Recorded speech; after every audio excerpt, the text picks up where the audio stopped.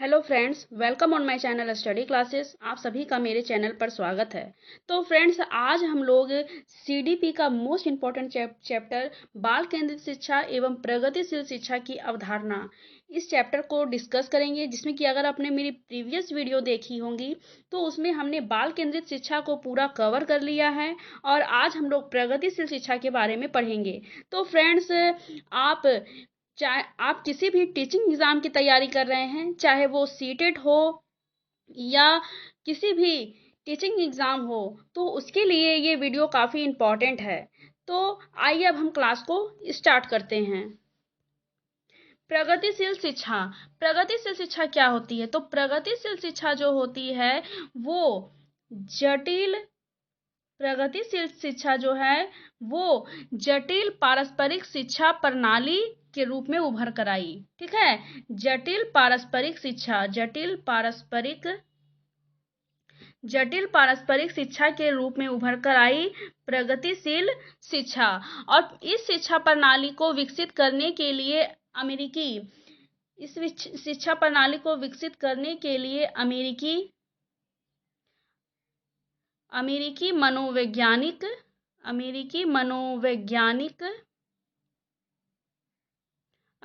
मनोवैज्ञानिक John Dewey, इनका नाम आपने सुना ही होगा, जॉन डीवी, जिन्होंने प्रगतिशील शिक्षा के बारे में अपना महत्वपूर्ण योगदान दिया है, का विशेष इन्होंने योगदान दिया है प्रगतिशील शिक्षा में।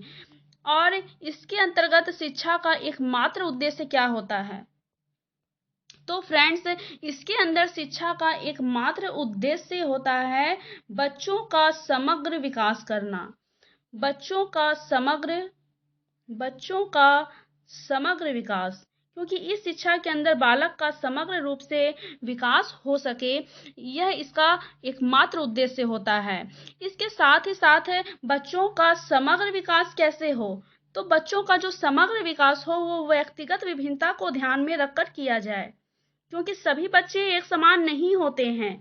सबकी व्यक्तिगत विभिन्नता को ध्यान में रखकर ही बच्चों का समग्र विकास करना है।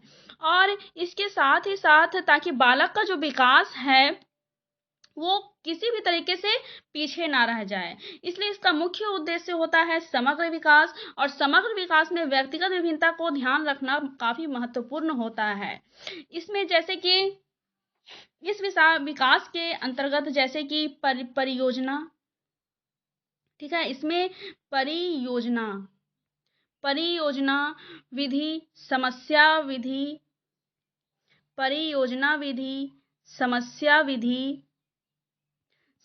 विधि, क्रियाकलाप विधि आदि को इसमें काफी महत्वपूर्ण माना गया है। और प्रगतिशील शिक्षा आधुनिक शिक्षा पर ही आधारित है और जॉन डीवी इस शिक्षा पद्धति के पिता माने जाते हैं। तो इस शिक्षा पद्धति के पिता कौन माने जाते हैं? तो इस शिक्षा पद्धति के पिता जो हैं उन्हें जॉन डीवी कहा जाता है, जॉन डीवी। तो फ्रेंड्स, हमने ये देखा कि प्रगतिशील शिक्षा क्या होती है। तो प्रगतिशील शिक्षा जो होती है वो एक जटिल पारस्परिक शिक्षा प्रणाली होती है, जिसमें कि ये अमेरिकन मनोवैज्ञानिक जॉन डीवी ने इसमें अपना महत्वपूर्ण विशेष योगदान दिया। फिर हमने देखा कि इसका मुख्य उद्देश्य क्या होता है। तो इसका मुख्य उद्देश्य होता है बालकों का समग्र विकास करना, वो भी व्यक्तिगत विभिन्नता को ध्यान में रखते हुए, क्योंकि सभी बच्चों में व्यक्तिगत विभिन्नताएं पाई जाती हैं। कोई भी बच्चा एक समान नहीं होता है, इसलिए सबको एक ही समान रूप से ध्यान जो होता है कि सबको समान रूप से हम नहीं कर सकते। सब में व्यक्तिगत विभिन्नता को ध्यान में रखते हुए ही बालकों को समग्र शिक्षा प्रदान की जानी है, जिसमें कि परियोजना विधि, समस्या विधि, क्रियाकलाप विधि को काफी महत्वपूर्ण माना गया है और जॉन डीवी को प्रगतिशील शिक्षा का पिता कहा जाता है। तो इस पॉइंट को आप विशेष रूप से ध्यान दें, ठीक है, क्योंकि इस तरह के क्वेश्चन भी एग्जाम में पूछे जाते हैं। अब आइए हम आगे देखते हैं।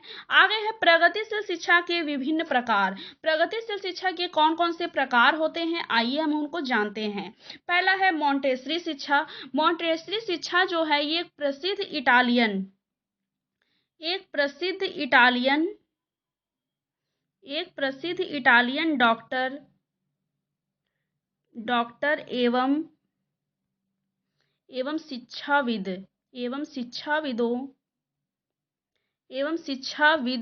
Maria Montessori Maria Montessori Maria Montessori Maria Montessori के द्वारा ही मोंटेसरी शिक्षा प्रणाली की नींव रखी गई। तो मोंटेसरी शिक्षा प्रणाली की नींव किसके द्वारा रखी गई?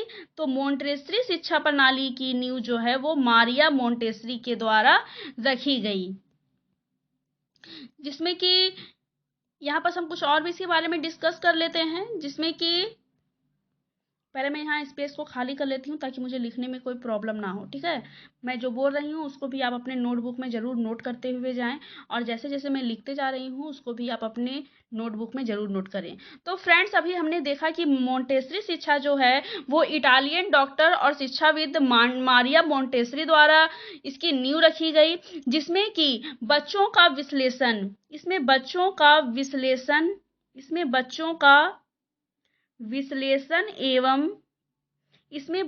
विश्लेषण एवं पर्यवेक्षण पर काफी बल दिया गया है, जिसके पर्यवेक्षण के आधार पर पाया गया कि बच्चे जो होते हैं वो स्वयं सीखते हैं, यानी कि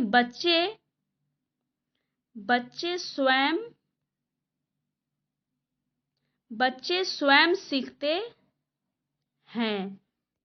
ठीक है, और सीखने की जो प्रक्रिया होती है वो शिक्षक उन्हें बताते हैं। साथ ही साथ कैसा वातावरण होना चाहिए, इसका निर्माण भी जो होता है वो शिक्षक ही करते हैं। तो मोंटेसरी शिक्षा जो है वो मारिया मोंटेसरी द्वारा इसकी नींव रखी गई, जिसमें कि विश्लेषण और पर्यवेक्षण पर बल दिया गया है, और पर्यवेक्षण के आधार पर ये पाया गया कि बच्चे स्वयं करके सीखते हैं, यानी कि स्वयं के द्वारा जब बच्चों को कोई कार्य दिया जाता है तो उस चीज को वो और भी बेहतर तरीके से सीखते हैं। आइए अब हम आगे देखते हैं। आगे है मानवतावादी शिक्षा। अब आइए हम इनको जानते हैं कि मानवतावादी शिक्षा क्या होता है। तो इस तरह की शिक्षा का जो केंद्र बिंदु होता है, यानी कि इसका जो केंद्र बिंदु होता है वो होता है कला और सामाजिक विज्ञान। ठीक है, यानी कि मानवतावादी शिक्षा का जो केंद्र बिंदु होता है वो कला और सामाजिक विज्ञान होता है। इसके साथ ही साथ इसमें क्रिटिकल थिंकिंग, ठीक है, इसमें क्रिटिकल थिंकिंग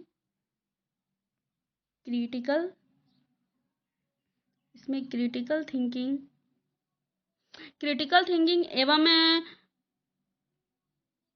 तार्किक चिंतन, यानी कि जिसे हम लॉजिकल थिंकिंग भी कहते हैं। ठीक है, तार्किक चिंतन को विकसित किया जाता है, जिसमें कि सामाजिक अंतःक्रिया के माध्यम से सीखने पर जोर दिया जाता है। मानवतावादी सिद्धांत पर किस पर जोर दिया जाता है? तो सामाजिक अंतःक्रिया। इसमें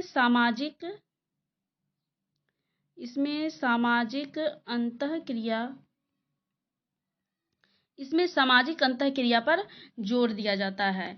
तो फ्रेंड्स, हमने ये जाना कि मानवतावादी शिक्षा जो होती है इसमें शिक्षा का जो केंद्र बिंदु होता है वो कला और सामाजिक विज्ञान होता है, जिसमें कि बच्चों में क्रिटिकल थिंकिंग और तार्किक चिंतन, ठीक है, को विकसित करता है। और इसमें मानवतावादी शिक्षा जो है, यानी कि मानवतावादी जो शिक्षा है वो सामाजिक अंतःक्रिया के माध्यम से सीखने पर जोर देती है। आइए अब हम आगे देखते हैं।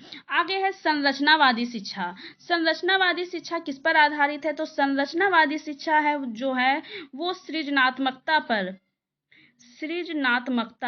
संरचनावादी शिक्षा जो है वो सृजनात्मकता पर आधारित है, जिसमें बच्चों को करके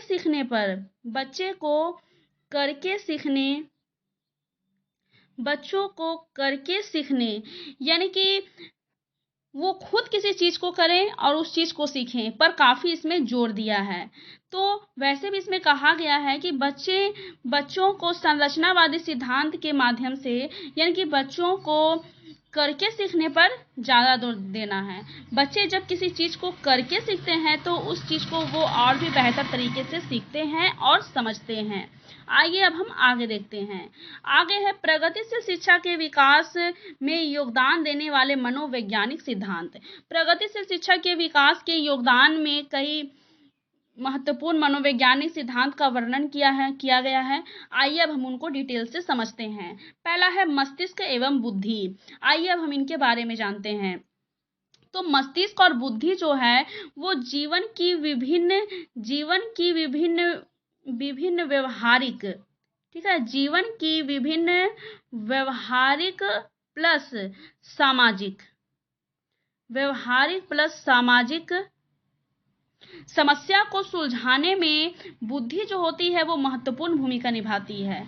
क्योंकि जैसे जैसे दैनिक क्रिया को वो करते हैं तो उसमें मानसिक शक्ति का विकास होता है। हम अपने दैनिक जीवन में अनेक कार्यों को करते हैं, ठीक है, अपने दैनिक जीवन में हम अनेक कार्यों को करते हैं और कार्य को करते समय हमारे सामने बहुत सारे प्रॉब्लम्स भी आते हैं।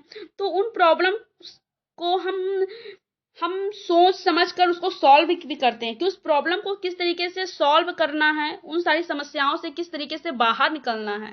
तो ये सारी चीज़ों में मस्तिष्क और बुद्धि जो होती हैं वो काफ़ी महत्वपूर्ण भूमिका निभाती हैं, जिसमें कि इसमें व्यवहारिक और सामाजिक, ठीक है, इसमें व्यवहारिक और सामाजिक समस्याओं को सुलझाने के लिए मस्तिष्क जो होती है और बुद्धि जो होती है वो अपना महत्वपूर्ण योगदान देती है। आइए अब हम आगे देखते हैं।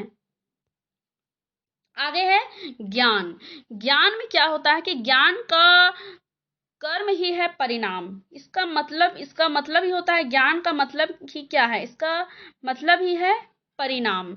यानी कि कर्म से पूर्व, कर्म अनुभव से पूर्व जो आता है, ये जो होता है कर्म जो होती है वो अनुभव से पहले आती है, ठीक है।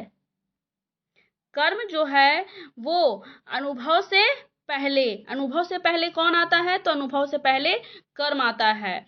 और अनुभव क्या है, तो अनुभव जो होता है वो ज्ञान का स्रोत होता है, ठीक है। अनुभव जो होता है वो ज्ञान का महत्वपूर्ण स्रोत होता है। और बालक अपने अनुभव से ये समझता है कि अगर मान लीजिए बालक आग के सामने जा रहा है, ठीक है, और जैसे ही वो आग को छूने गया उसका हाथ तुरंत जल गया, तो क्या हुआ, ये उसका अनुभव हो गया कि हम आग को छूते ही मेरी हाथ जल जा रही है या मुझे जलन का अनुभव हो रहा है।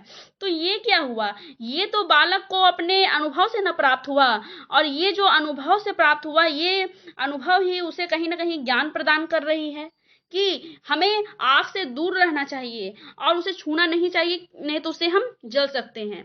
तो उसमें क्या है कि संपूर्ण ज्ञान जो है वो अनुभव पर आधारित होती है। आई होप मैंने जो एग्जाम्पल देकर आप लोग को समझाया है वो आप लोग को समझ में आई हो। आइए अब हम आगे देखते हैं। आगे है मौलिक प्रवृत्तियां। यहाँ मौलिक आप कर लीजिएगा। आगे है मौलिक प्रवृत्तियां। आइए अब हम इनके बारे में जानते हैं। यानी कि मौलिक प्रवृत्ति अस्तित्व के लिए संघर्ष करने में ये सहायक होती है। जैसे कि मान लीजिए हम लोग को सुरक्षा, ठीक है, हम लोग को सुरक्षा चाहिए, भोजन चाहिए, प्लस हम लोग को वस्त्र चाहिए, है ना, ताकि हम लोग सुरक्षित रह सकें। भोजन और वस्त्र के लिए मानव जो संघर्ष करता है उसका परिणाम होता है मौलिक प्रवृत्तियां। यानी इनके लिए ही तो मानव जो होता है वो कार्य करता है ताकि वो अपने आप को सुरक्षा प्रदान कर सके, भोजन प्राप्त कर सके और वस्त्र को प्राप्त कर सके। तो इसके लिए जो वो संघर्ष करता है तो उसी के परिणाम को मौलिक प्रवृत्ति कहा जाता है। और कुछ क्रियाओं का प्रारंभ ये क्रिया ही व्यक्ति को उनकी प्रवृत्ति, मौलिक भावना और रुचि को जन्म देती है। यानी कि ये सारी क्रियाओं के माध्यम से ही व्यक्ति में प्रवृत्तियों का, मौलिकों का और भावनाओं का जन्म होता है। आइए अब हम आगे देखते हैं। आगे है चिंतन की प्रक्रिया। अब हम चिंतन की प्रक्रिया को जानेंगे। चिंतन की प्रक्रिया यानी कि उद्देश्य का जो आधार होता है वो मानव का सोचना प्रारंभ करता है। यानी कि चिंतन की प्रक्रिया क्या होती है? चिंतन की प्रक्रिया वो होती है कि जब मानव उद्देश्य को प्राप्त करने के लिए, ठीक है, मान लीजिए हमारे सामने एक लक्ष्य है कि हमें जो है वो सीटेट का एग्जाम क्वालिफाई करना है ना। ये क्या है? ये हमारा गोल है, ये हमारा लक्ष्य है, तो ये हमारा उद्देश्य हो गया। और आप मेरे क्लास के साथ क्यों जुड़े हुए हैं? क्योंकि आप सीटेट के एग्जाम को क्वालिफाई करना चाहते हैं। तो आप इसमें चिंतन करेंगे कि आखिर किस तरीके से हमें एग्जाम को क्वालिफाई करना है, क्या हमें स्ट्रेटजी बनानी चाहिए, किन बुक से पढ़ने चाहिए, किन यूट्यूब चैनल का सहारा लेना चाहिए। तो ये सारी चीजें जो होती हैं उसे ही चिंतन प्रक्रिया कहा जाता है, जिसमें कि मनुष्य जो होता है वो क्रिया जो होता है वो सरलता पूर्वक चलती रहती है, जिसमें कि उसे सोचने की आवश्यकता, कुछ क्रिया ऐसी होती है कि इसमें सोचने की आवश्यकता उसे नहीं पड़ती है, लेकिन कुछ क्रिया ऐसी होती है जिसमें उसके सोचने की आवश्यकता पड़ती है। मान लीजिए अगर वो कोई कार्य कर रहा है और उस कार्य में उसे बाधा आ रही है, तो क्या करता है? वो उसमें चिंतन करता है कि आखिर उस प्रॉब्लम से हमें किस तरीके से निजात पाना है, उन सारी समस्याओं से हमें किस तरीके से निपटना है। तो ये सारी चीजें जो होती हैं वो चिंतन प्रक्रिया के अंतर्गत आती हैं। आइए अब हम आगे देखते हैं। आगे है प्रगतिशील शिक्षा का महत्व। प्रगतिशील शिक्षा का क्या महत्व होता है, जिसमें कि कुछ मनोवैज्ञानिक पहलुओं का वर्णन किया है। आइए अब हम उनको एक एक करके समझते हैं प्रगतिशील शिक्षा के बारे में। पहला है बालकों की शक्तियों का विकास। ठीक है, बालकों की शक्तियों का विकास। आइए अब हम इनके बारे में जानते हैं। तो बालक की शक्ति का विकास में बालकों का, इसका मुख्य उद्देश्य क्या होता है? ठीक है, इसका मुख्य उद्देश्य होता है बालकों का विकास करना। बालकों का विकास करना। बालकों का विकास करना इसका मुख्य उद्देश्य होता है।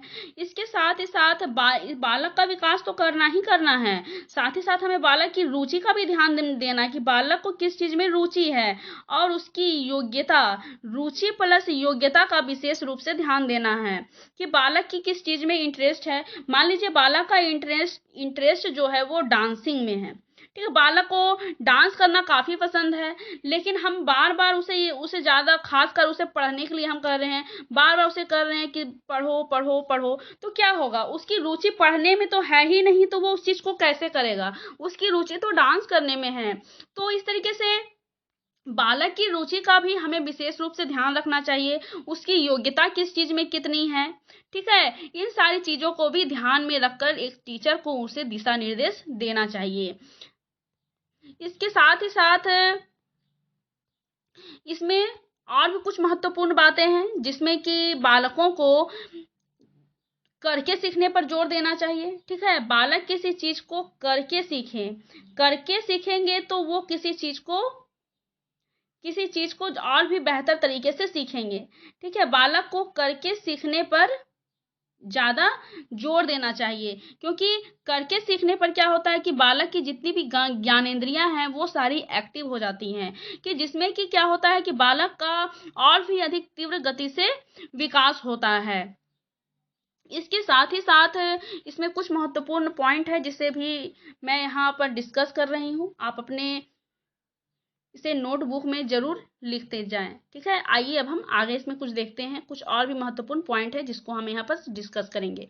तो बालकों की शक्तियों के विकास में क्या हुआ कि इसमें जो जॉन डीवी हैं, जिन्होंने प्रगतिशील शिक्षा के बारे में काफी अपना महत्वपूर्ण योगदान दिया है, जॉन डीवी की शिक्षा पद्धति में प्रोजेक्ट प्रणाली का विकास हुआ। ठीक है, इनमें किसका विकास हुआ? तो प्रोजेक्ट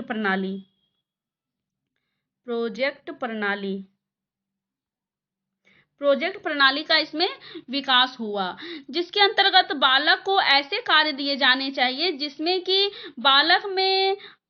बालक एक्टिव रहे। बालक को हमेशा ऐसे कार्य में इन्वॉल्व करना है जिसमें कि बालक जो है वो हमेशा एक्टिव रहे, उसमें आत्मविश्वास आए, यानी कि बालक को ये लगे कि मैं इस कार्य को कर सकता हूँ। बालक में किसी तरह का सेल्फ कॉन्फिडेंस जो है उस लेवल को हमेशा बढ़ाना है, ना कि उसे नीचे करना है। इसके साथ उसमें आत्मनिर्भरता आए, बालक में आत्मनिर्भरता का भी विकास हो, इन सारी चीजों का भी हमें विशेष रूप से ध्यान रखना है। तो आइए अब हम आगे देखते हैं। आगे है सामाजिक विकास। तो प्रगतिशील शिक्षा में सामाजिक विकास में क्या महत्वपूर्ण बातें हैं, आइए अब हम इनको समझते हैं। तो सामाजिक विकास में क्या होता है कि शिक्षा जो होती है वो बालक के लिए नहीं है, ठीक है, बल्कि बालक जो है वो शिक्षा के लिए। हमें इस बात को विशेष रूप से ध्यान रखना है और बालक को हमेशा सेंटर में रखना है, ठीक है, बालक को हमेशा केंद्र में रखना है। और शिक्षा का उद्देश्य जो है वो ऐसा वातावरण का निर्माण करना है जिसमें बालक का सामाजिक विकास को पर्याप्त रूप से उन्हें अवसर मिले, ठीक है, यानी कि ऐसा वातावरण को उपलब्ध कराना है जिसमें कि बालक का उचित रूप से सामाजिक विकास हो और सामाजिक विकास करने में उसे तरह तरह का पर्याप्त अवसर मिले। इसके साथ ही साथ शिक्षा के माध्यम से ऐसे समाज का निर्माण पर बल देना चाहिए जो भेद मुक्त हो, ठीक है, बच्चों को ये बताना है कि उन्हें किसी तरह का भेदभाव नहीं करना है, सभी एक समान हैं, चाहे वो किसी भी जाति के हों, किसी भी धर्म के हों, किसी के साथ भेदभाव नहीं करना है। शिक्षा जो होनी चाहिए वो भेदभाव मुक्त होनी चाहिए और इसके साथ ही साथ हमें सहयोग की प्रवृत्ति का विकास करना है ताकि बच्चे सभी एक दूसरे का सहयोग करके अनेक कौशल को सीखें। ये जो प्रवृत्ति है इन सारी चीजों का विकास करना है। इसके साथ ही साथ इसमें स्वतंत्र वातावरण का निर्माण करना है ताकि बच्चे अपने आप को स्वतंत्र समझें, वो किसी प्रकार का अपने आप को दबा हुआ या घुटा हुआ ना महसूस करें, ठीक है, इन सारी चीजों को ध्यान में रखना है। जिसके साथ ही साथ बालक की जो क्या होती है, बालक की कुछ अपनी इच्छा होती है, उसके कुछ आकांक्षा स्तर होते हैं, तो इन सारी चीजों का भी ध्यान रखना है ताकि बालकों को विकास का अवसर मिल सके। तो सामाजिक विकास का अवसर, इन सारी चीजों को भी प्रगतिशील शिक्षा में ध्यान में रखना है। अब आइए हम आगे देखते हैं। आगे है जनतांत्रिक मूल्यों का विकास। इनके बारे में अब हम समझते हैं। जनतांत्रिक मूल्यों का क्या मतलब होता है, यानी कि शिक्षा के द्वारा मनुष्य में परस्पर, यानी कि बच्चों में क्या करना है कि शिक्षा के द्वारा मनुष्यों में परस्पर क्या करना है, परस्पर सहयोग प्लस सामंजस्य, सहयोग प्लस सामंजस्य का भाव जो है वो स्थापित करना है ताकि बच्चे एक दूसरे का सहयोग करना सीखें और सामंजस्य स्थापित करें और बालक का व्यक्तित्व विकास बेहतर तरीके से हो। वो शिक्षा के द्वारा जनतंत्र की स्थापना करना है, ठीक है, जनतंत्र के माध्यम से क्या है कि बालक को बेहतर शिक्षा मिल सके। इसके उद्देश्य से ही हमें शिक्षा का निर्माण करना है ताकि बालक का व्यक्तित्व विकास बेहतर तरीके से हो सके। अब आइए हम आगे देखते हैं। आगे है अनुशासन का विकास। अनुशासन के विकास में यानी कि प्रगतिशील शिक्षा में अनुशासन बनाए रखने के लिए बच्चों को स्वाभाविक रूप से किसी तरह का दबाव नहीं डालना चाहिए। बच्चों को किसी तरह का दबाव नहीं पड़ना चाहिए कि वो किसी तरह का दबाव महसूस कर रहे हैं, तो इन सारी चीजें नहीं होनी चाहिए। और अनुशासन का जो संबंध होता है वो केवल बालक का निजी व्यक्ति से नहीं होता है, बल्कि ये सामाजिक परिस्थिति से, ठीक है, बालक का अनुशासन का जो विकास होता है वो सामाजिक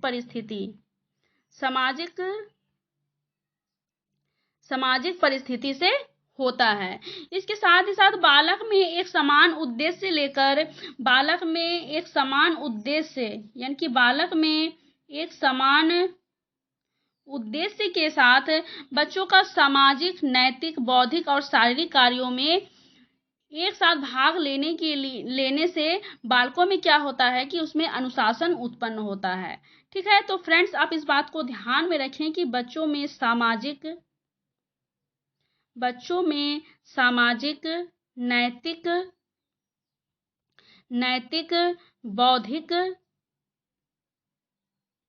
नैतिक, बौद्धिक और शारीरिक कार्य और शारीरिक कार्यों में एक साथ भाग लेने से क्या होता है कि बालक में अनुशासन उत्पन्न होता है। इसके साथ ही साथ विद्यालय में जितने भी कार्यक्रम होते हैं, ठीक है, विद्यालय में होने वाले कार्यक्रम बालक के चरित्र निर्माण में महत्वपूर्ण भूमिका निभाते हैं। यानी कि विद्यालय का जो कार्यक्रम होता है, बहुत सारे विद्यालय में बहुत सारे कार्यक्रम का भी आयोजन किया जाता है, जिसमें कि इन कार्यक्रमों का बालक के चरित्र पर, यानी कि इस कार्यक्रम का बालक के चरित्र निर्माण में महत्वपूर्ण प्रभाव पड़ता है।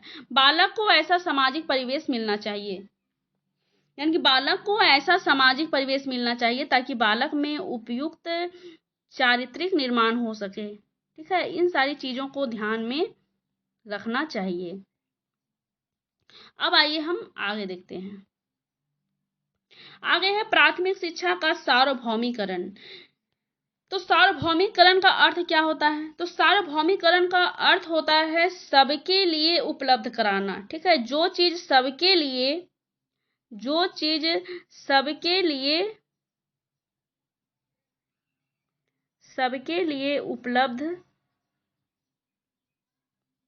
उपलब्ध कराना। यानी कि सार्वभौमिकरण का मतलब क्यों होता है कि जो सबके लिए उपलब्ध कराई जाए। यानी कि प्राथमिक शिक्षा के सार्वभौमिकरण में देश का जितने भी बच्चे हैं, यानी कि देश में जितने भी बच्चे हैं, बच्चों के लिए पहली से 8वीं, यानी कि कक्षा पहली से लेकर के 8वीं कक्षा तक निःशुल्क और अनिवार्य शिक्षा, बच्चों को निःशुल्क और अनिवार्य शिक्षा, निःशुल्क और अनिवार्य, यानी कि कक्षा 1 से लेकर कक्षा 8 तक बच्चों को निःशुल्क और अनिवार्य शिक्षा प्रदान करने का उद्देश्य जो है वो इसके अंतर्गत रखा गया। ठीक है, आइए अब हम आगे देखते हैं, जिसमें कि क्या है कि इसका अनिवार्य शिक्षा के लिए बच्चों को घर के समीप, यानी कि स्कूल ऐसे जगह पर होना चाहिए जो बच्चा के घर के समीप हो, बच्चों को ज्यादा दूर ना जाना पड़े। ठीक है, बच्चा का घर के समीप विद्यालय होना चाहिए, घर के समीप, और 14 वर्ष तक बच्चा स्कूल ना छोड़े। इस बात का ध्यान रखना चाहिए कि बच्चा 14 वर्ष तक विद्यालय जो है, 14 वर्ष तक स्कूल ना छोड़े। तो इन सारी चीजों का विशेष रूप से इसमें ध्यान रखा गया है। इसके लिए बहुत सारे कार्यक्रम भी हैं, जिसमें कि ऑपरेशन ब्लैक बोर्ड, इसमें ऑपरेशन ब्लैक बोर्ड, न्यूनतम शिक्षा स्तर, मध्याह्न भोजन,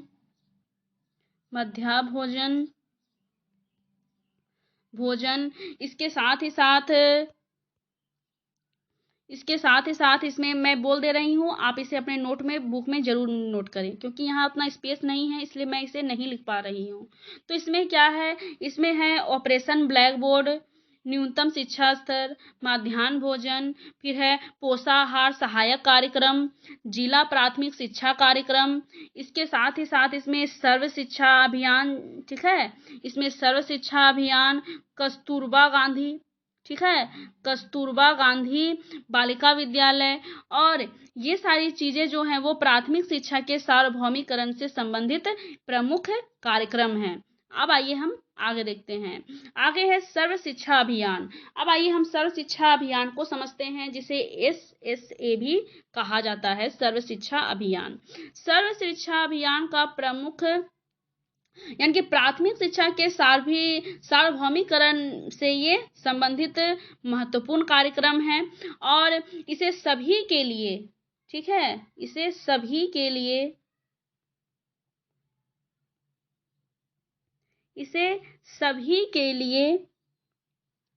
शिक्षा अभियान के नाम से जाना जाता है। तो सर्व शिक्षा अभियान को किस नाम से जाना जाता है? तो इसे सभी के लिए शिक्षा के नाम से जाना जाता है, जिसमें कि इसमें था सब सब पढ़ें और सब बढ़ें, सब पढ़ें और सब बढ़ें का इसमें महत्वपूर्ण नारा दिया गया है। और भारत सरकार द्वारा इसमें इसमें भारत सरकार द्वारा 2000 से 2001 में प्रारंभ किया गया। तो इसे कब प्रारंभ किया गया? तो भारत सरकार द्वारा इसे सन 2000 से 2001 में प्रारंभ किया गया। और इसके साथ ही साथ सर्व शिक्षा अभियान में और भी महत्वपूर्ण बातें हैं, जिसमें कि सर्व शिक्षा अभियान में कस्तूरबा गांधी बालिका योजना की शुरुआत कब हुई? तो इसमें कस्तूरबा गांधी, ठीक है, ये सारे टर्म को आप याद रखें, क्योंकि ये सारे चीज काफी इंपॉर्टेंट है और इससे एग्जाम में अक्सर क्वेश्चन आते हैं। तो कस्तूरबा गांधी की शुरुआत कब हुई? तो कस्तूरबा गांधी की शुरुआत जो हुई वो 2004 में हुई। जिसके अंतर्गत क्या हुआ? जिसके अंतर्गत ये हुआ कि समस्त लड़कियों को, ठीक है,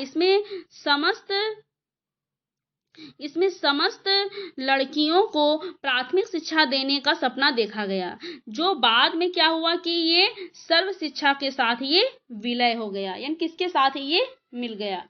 अब आइए हम आगे देखते हैं। आगे है सर्व शिक्षा अभियान के लक्ष्य। अब हम इनके लक्ष्य को जानते हैं कि सर्व शिक्षा अभियान, आखिर इस अभियान को चलाया गया तो इसका लक्ष्य क्या है? इसका लक्ष्य है वर्ष 2003 तक सभी बच्चों को विद्यालय में लाना। इसका मुख्य लक्ष्य है वर्ष 2003 तक सभी बच्चों को विद्यालय लाना। इसका प्रमुख ये लक्ष्य था, ठीक है। और वर्ष 2007 यानी कि 2007 तक 5 वर्ष, ठीक है, 2007 तक 5 वर्ष की आयु वाले सभी बच्चों को क्या करना है कि उन्हें प्राथमिक शिक्षा पूरी करवानी है। सर्व शिक्षा अभियान का एक प्रमुख लक्ष्य है कि वर्ष 2030 तक सभी बच्चों को विद्यालय लाना और 2007 तक 5 वर्ष की आयु वाले सभी बच्चों को प्राथमिक शिक्षा पूरी कराना। अब आइए हम आगे इसमें देखते हैं। इसमें क्या है कि वर्ष 2010 तक 8 वर्ष की आयु, इसमें क्या है कि 8 वर्ष की आयु वाले सभी बच्चों को प्राथमिक शिक्षा पूरी करवानी है, जिसमें इसका और लक्ष्य है कि जीवन के लिए शिक्षा पर बल देना, ठीक है, यानी कि जीवन के लिए शिक्षा को किस चीज पर बल देना है? तो जीवन के लिए शिक्षा पर बल देना। और इसके साथ ही साथ वर्ष 2007 में क्या हुआ कि इसका प्राथमिक चरण और वर्ष 2004 में इसका प्राथमिक चरण प्लस 2010 तक प्राथमिक शिक्षा स्तर, इसका प्राथमिक शिक्षा स्तर यानी कि सभी लिंग संबंधी और सभी सामाजिक श्रेणी के अंतराल को खत्म करना, यानी किसी तरह का लिंग भेदभाव नहीं होना चाहिए या किसी भी तरह का सामाजिक श्रेणी को लेकर के भेदभाव, इस चीज को खत्म करना। अब आइए हम आगे देखते हैं। आगे है सर्व शिक्षा अभियान की क्या क्या उपलब्धियां हैं, इनको अब हम जानते हैं। उपलब्धियां इनका है कि पहले तो उन बस्तियों में नए स्कूल बनाना, ठीक है, इसकी उपलब्धियां था कि नए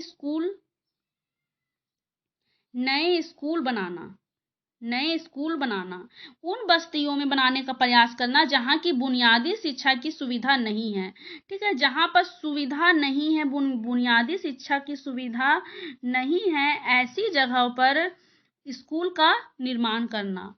और इसके साथ ही साथ कक्षा में क्या होनी चाहिए व्यवस्था? तो इसके साथ कक्षा और फिर पीने का पानी, ठीक है, पीने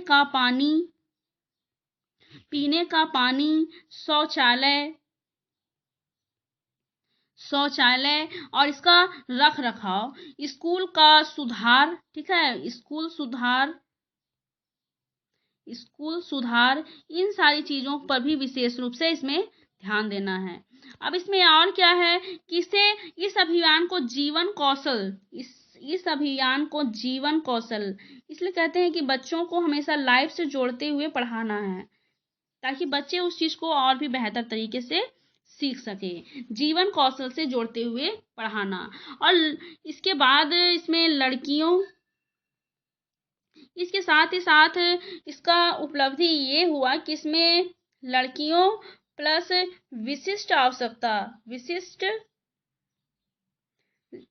लड़कियों प्लस विशिष्ट आवश्यकता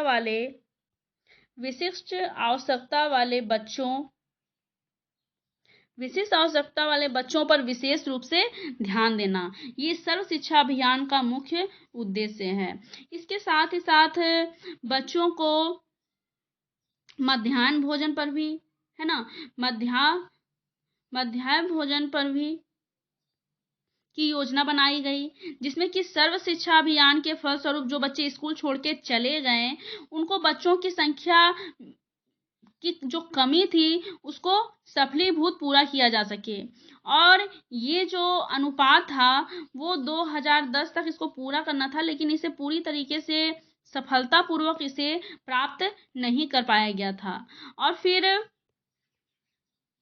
इसके बाद क्या हुआ कि वर्ष 2010 में वर्ष 2010 में इसके बाद वर्ष 2010 तक सर्व शिक्षा अभियान का जो पूरा लक्ष्य होने के कारण केंद्र सरकार ने मानव संसाधन, यानी कि केंद्र सरकार ने क्या किया कि मानव संसाधन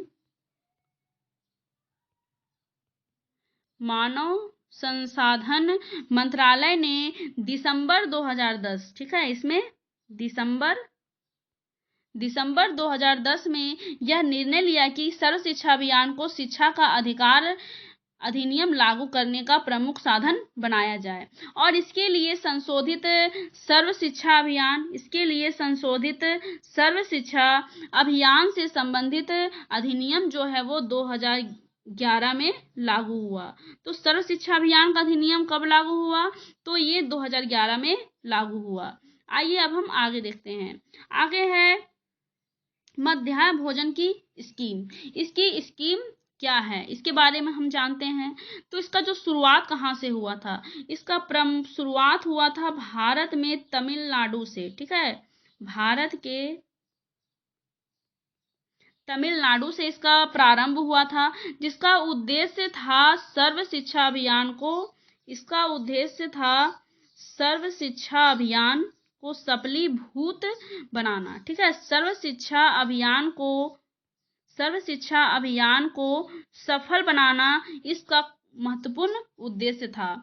और प्राथमिक कक्षा में नामांकन में वृद्धि हो सके, ठीक है, प्राथमिक कक्षा में नामांकन में वृद्धि हो सके, इसके लिए भी ये स्कीम को चलाया गया। और इसके साथ ही साथ स्कूल छोड़ने की जो प्रवृत्ति बच्चों में थी, इसको भी कम करने के लिए इसे चलाया गया।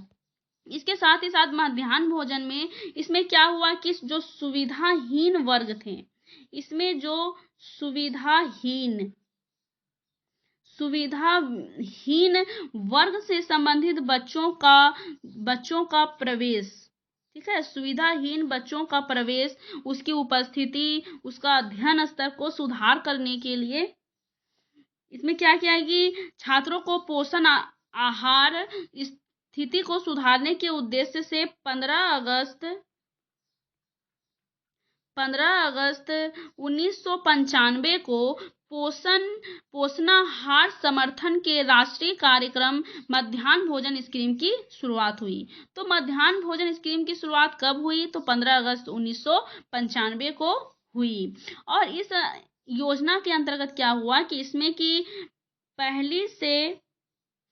पहली से 5वीं कक्षा तक देश का राजकीय अनुदान प्राप्त हुआ, जिसमें कि प्राथमिक विद्यालय में पढ़ने वाले जितना भी बच्चे हैं, उन बच्चों को 80% उपस्थिति पर प्रति माह उन्हें 3 kg गेहूं, ठीक है, उन्हें 3 kg गेहूं प्लस चावल 3 kg गेहूं प्लस चावल दिए जाने की व्यवस्था की गई। लेकिन बाद में क्या हुआ कि ये जो था वो छात्र को फायदा नहीं हुआ और उसके परिवार वाला को फायदा होने लगा, यानी कि परिवार वाले इससे लाभ प्राप्त करने लगे। तो इसमें क्या किया गया कि फिर इसे 1 सितंबर 2004, ठीक है, 1 सितंबर 2004 से प्राथमिक विद्यालय में पकाए भोजन की व्यवस्था की गई, ताकि बच्चे जो हैं वो स्कूल आए और वो शिक्षा को प्रदान प्राप्त कर सकें। इसके बाद ही इस योजना में मध्याह्न भोजन में छात्र छात्रा को 4 दिन चावल, ठीक है, इसमें क्या है कि बच्चों को क्या देना है, बच्चों को 4 दिन चावल से बना हुआ भोजन और 2 दिन गेहूं से बना हुआ, 4 दिन चावल से और 2 दिन गेहूं से बना हुआ भोजन मिलना चाहिए। और फिर इसके साथ ही साथ प्रत्येक छात्र के लिए प्रतिदिन 100 ग्राम, ठीक है, 100 ग्राम खाद्यान्न से बना हुआ सामग्री दिए जाना चाहिए। इसके साथ ही साथ बच्चों के लिए उनकी पौष्टिकता सुनिश्चित करने के लिए यह तय किया गया कि भोजन में कम से कम 450 कैलोरी, ठीक है, भोजन में कम से कम 450 कैलोरी व 12 ग्राम प्रोटीन, ठीक है, 12 ग्राम प्रोटीन वाला भोजन हो। और इसे पकाने का कार्यभार किसे दिया गया, तो इन भोजन को पकाने का जो कार्यभार है वो ग्राम पंचायत, ठीक है, इसे ग्राम पंचायत के अधीन दिया गया। और मध्याह्न भोजन में वर्ष में कम से कम 200 दिनों तक ये उपलब्ध कराया जाए। तो कितने दिनों तक ये उपलब्ध कराया जाए वर्ष में, तो ये 200 दिन यानी कि 200 दिन तक ये मध्याह्न भोजन चलना चाहिए। ये इसके स्कीम्स हैं। आइए अब हम आगे देखते हैं। आगे है शिक्षा का अधिकार, जिसे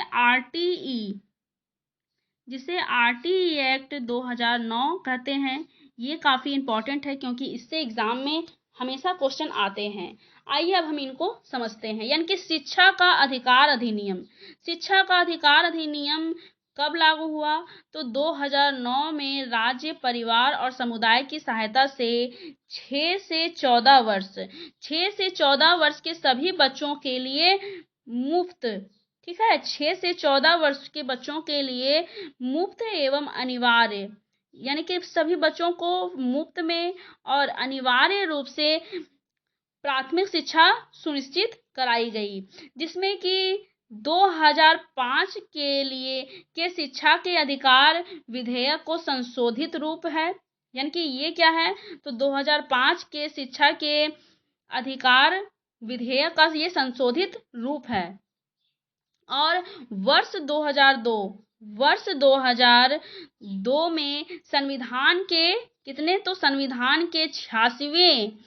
86वें संशोधन द्वारा अनुच्छेद 21A, ठीक है, अनुच्छेद 21A भाग 3, है ना, भाग 3 के माध्यम से 6 से 14 वर्ष तक के सभी बच्चों को मुफ्त और अनिवार्य शिक्षा उपलब्ध कराने का प्रावधान किया गया था, जिसमें कि इसे प्रभावी बनाने के लिए इस शिक्षा को प्रभावी बनाने के लिए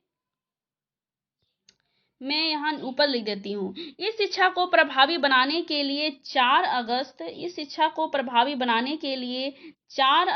2009 को लोकसभा में यह अधिनियम पारित हो गया और 1 अप्रैल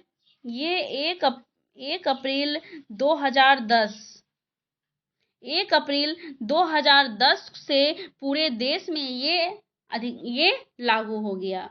आइए अब हम आगे देखते हैं। आगे है शिक्षा का अधिकार अधिनियम का महत्व। इसके क्या महत्व हैं, आइए अब हम इनके बारे में जानते हैं। तो ये शिक्षा का अधिकार अधिनियम ये 2009 में क्रियान्वयन हुआ, जिसमें कि क्या है कि 6 से 14 वर्ष की आयु तक के सभी बच्चों को अनिवार्य एवं अनिवार्य एवं मुफ्त शिक्षा प्रदान किया गया, जिसमें कि शिक्षा का जो आधार है वो अनुसंधान, यानी कि शिक्षा का जो आधार है वो अनुसंधान।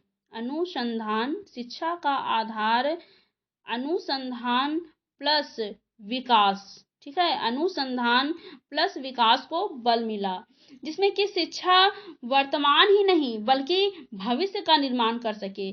शिक्षा ऐसी होनी चाहिए जो भविष्य का निर्माण कर सके, ऐसी शिक्षा बच्चों को उपलब्ध कराना। इसके साथ ही साथ शिक्षा के इन्हीं महत्व को देखते हुए भारत सरकार ने सबके लिए शिक्षा को अनिवार्य करने के उद्देश्य से शिक्षा का अधिकार अधिनियम शिक्षा का शिक्षा का अधिकार शिक्षा का अधिकार अधिनियम शिक्षा का अधिकार अधिनियम पारित किया। ये काफी प्रशंसनीय कार्य था जो किया गया। इसके बाद इस अधिनियम का सर्वाधिक लाभ किन्हें मिला, तो इसका लाभ जो है वो सबसे ज्यादा श्रमिकों को मिला। ठीक है, जो श्रमिक वर्ग के जो लोग थे इनके बच्चों को मिला। इसके साथ ही साथ जो बाल मजदूर जो थे उनको इसका लाभ मिला, और विशेष आवश्यकता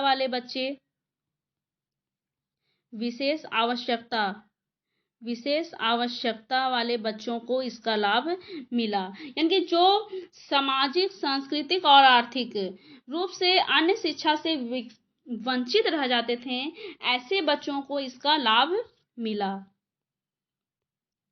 इसके साथ ही साथ इस अधिनियम में यानी कि जो विद्यालय छोड़ने वाले, यानी कि कुछ बच्चे ऐसे थे जो विद्यालय को छोड़ दिए थे। ठीक है, विद्यालय को छोड़ने और प्लस पहले विद्यालय ना जाने वाले बच्चों को, ठीक है, अब प्रशिक्षित शिक्षकों द्वारा गुणवत्तापूर्ण शिक्षा प्राप्त हो सके, ये जो था वो शिक्षा का अधिकार अधिनियम का ये महत्व था। तो ये जो हमने आज जाना कि किस तरीके से शिक्षा का अधिकार अधिनियम के महत्व थे, आरटीई के बारे में हमने जाना, आरटीई 2009 के बारे में जाना, आरटीई 2009 के बारे में हमने जाना कि आरटीई 2009 जिसमें कि 6 से 14 वर्ष, आरटीई 2009 के बारे में हमने जाना कि 6 से 14 वर्ष के बच्चों के लिए सभी को मुफ्त एवं अनिवार्य शिक्षा प्रदान किया जाना चाहिए, जो वर्ष 2005 के शिक्षा का अधिकार अधिनियम विधेयक को संशोधित रूप है, और ये वर्ष 2002 में संविधान के 86वें संशोधन के द्वारा अनुच्छेद 21A और भाग 3 के माध्यम से 6 से 14 वर्ष के सभी बच्चों को मुफ्त और अनिवार्य शिक्षा दिए जाने का प्रावधान रखा गया। तो फ्रेंड्स, ये सारी जो थे जैसे कि सर्व शिक्षा अभियान, ठीक है, SSA सर्व शिक्षा अभियान, और आरटी 2009, ये जो है वो काफ़ी इम्पोर्टेंट है, तो इसे आप अच्छे से पढ़ें और इससे अच्छे से प्रॉपर नोट्स आप तैयार करें। इसके साथ ही साथ इसमें जो मॉन्टेसरी शिक्षा प्रणाली है, इससे भी एग्ज़ाम में अक्सर क्वेश्चन पूछे जाते हैं, तो मॉन्टेसरी शिक्षा पर भी आप विशेष रूप से ध्यान दें, और प्रगतिशील शिक्षा, ठीक है, इन सारी चीज़ों को विशेष रूप से आप ध्यान दें। तो फ्रेंड्स, आज के लिए बस इतना ही। तो हमने बाल केंद्रित शिक्षा और प्रगतिशील शिक्षा, ठीक है, इसे हमने पूरा कर लिया है, और अब नेक्स्ट वीडियो में मैं इनके कुछ क्वेश्चंस करूँगी, जिससे कि आप लोग को इस चैप्टर को समझने में कोई भी परेशानी ना हो। तो आज ये टॉपिक हमारा कंप्लीट हो गया। अगर आपको कुछ भी समझने में प्रॉब्लम हुई हो तो वीडियो को आप दोबारा से देखें, रोक कर सुने। मैंने खुद अपने हाथों से लिखा है। अगर आपको कुछ भी समझ नहीं आए तो आप मैं जो बोल रही हूँ उसको भी सुन करके आप अपना नोट्स को तैयार कर सकते हैं। तो फ्रेंड्स, ये जो चैप्टर है वो काफ़ी इम्पॉर्टेंट है, तो इस चैप्टर को आप बिल्कुल भी स्किप ना करें, क्योंकि इससे एग्ज़ाम में अक्सर क्वेश्चन आते हैं। तो ये चैप्टर काफ़ी इम्पॉर्टेंट है। आप इसकी प्रॉपर नोट्स अपने तैयार करें और अपने नोट्स को अच्छे से बार बार रिवाइज करें। क्वेश्चंस की प्रैक्टिस मैं कराऊंगी, आप क्वेश्चन की प्रैक्टिस ज़रूर करें, जिससे कि आपका जो डाउट है उसको वो पूरे तरीके से क्लियर हो जाएगा। तो फ्रेंड्स, आज के लिए बस इतना ही। अगर आपने मेरे चैनल को सब्सक्राइब नहीं किया है तो आप मेरे चैनल को सब्सक्राइब कर सकते हैं। अगर आप किसी भी टीचिंग एग्ज़ाम की तैयारी कर रहे हैं, चाहे वो सीटेट हो, यूपी टेट हो, केवीएस हो, सुपर टेट हो, इन सभी के लिए मेरी जो ये वीडियो है वो काफ़ी आपकी मदद करेंगी। तो आप मेरे चैनल को सब्सक्राइब कर सकते हैं। अगर आपको मेरी वीडियो अच्छी लगती है तो मेरी वीडियो को आप लाइक करें। आज के लिए बस इतना ही। Thank you.